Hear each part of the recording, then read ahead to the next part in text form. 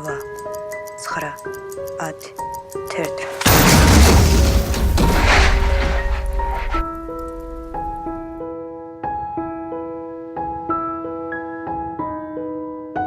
აქაურებს თვითონ შეეძლოთ გადაეცვათ ყველაფერი. მათ დაბრუნების იმედი ჰქონდათ.